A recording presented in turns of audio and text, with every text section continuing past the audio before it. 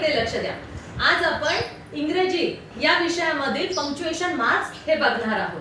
Punctuation marks तुम्हाला मराठीमध्ये माहिती आहे, पूर्णविराम, कॉमा, एक्सक्लेमेटरी सेंटेन्स म्हणजे उद्गारवाचक चिन्ह आणि प्रश्नार्थक चिन्ह. प्रश्न चिन्ह जे असतं ते तुम्हाला माहिती आहे, बरोबर आहे. पण त्याला इंग्रजीमध्ये काय म्हणतात हे आपण बघूया.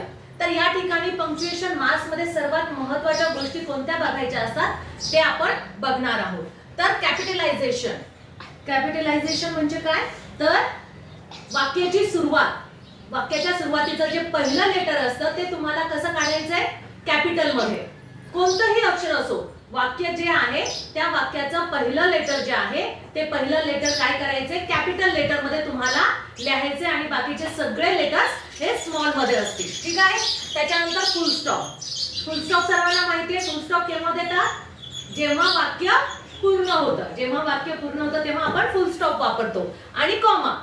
कॉमा म्हणजे काय, जेव्हा एकापेक्षा जास्त नावं येतात, मग ती प्राण्यांची असो, मुलांची मुलींची नावं असो, नद्यांची नावं असो, फुलांची नावं असो, गावांची नावं असो किंवा वस्तूंची नावं असो, ही नावं जर एकापेक्षा जास्त आली तर त्या दोन नावांमध्ये काय दिला जातो, कॉमा दिला जातो, म्हणजे स्वल्पविराम दिला जातो. तर या ठिकाणी दोन उदाहरणं आपण बघणार आहोत. बघा, या ठिकाणी मी हे वाक्य वाचते. Mohan, Vinod and Rakesh are my friends.